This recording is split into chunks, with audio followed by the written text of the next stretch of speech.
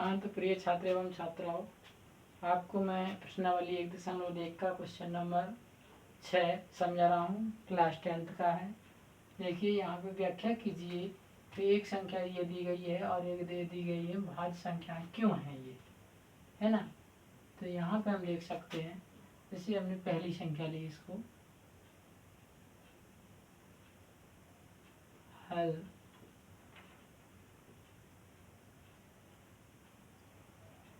पहली संख्या, ठीक है ना।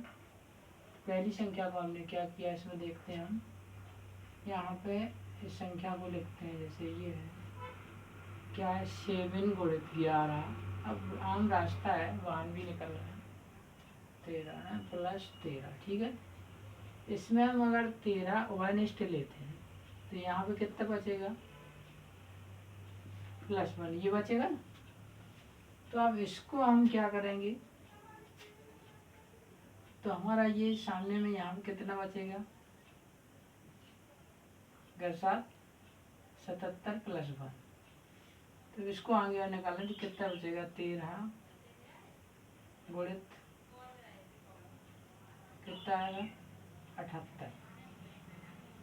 कितना आया, 78।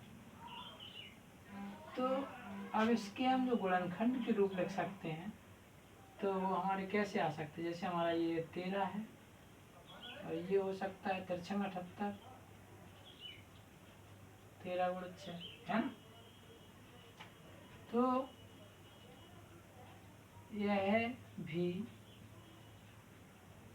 अभाज्य गुणनखंड है, क्या है, नहीं सॉरी, यह भी भाज्य गुणनखंड है, यह भी भाज्य संख्या है, ठीक है। अब हम देखते हैं इसकी दूसरी संख्या।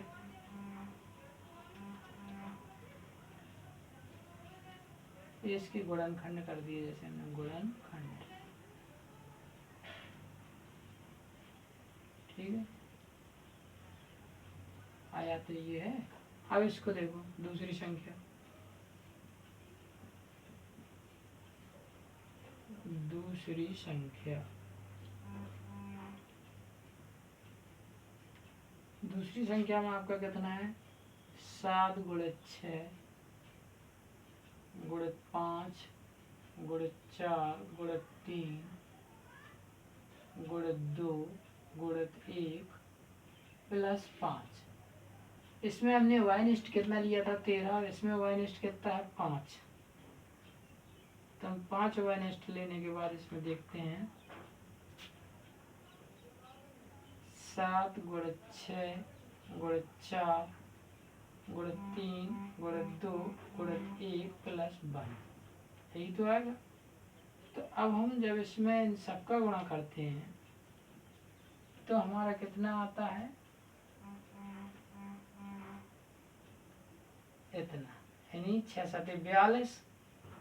या फिर इधर से आ जाओ, 3 दूनी 6, 6 चौको 24, 3 दूनी 6, 2 तिया 6 और 6 चौको 24, 24 छक्का करिए, फिर 7 का गुणा करिए। इस प्रकार हमारा इतना आएगा ये, ठीक है।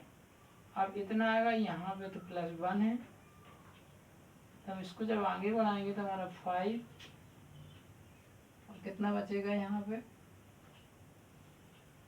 ये संख्या 9 हो जाएगी। तो हम यहाँ भी लिख सकते हैं, अतः यह भी एक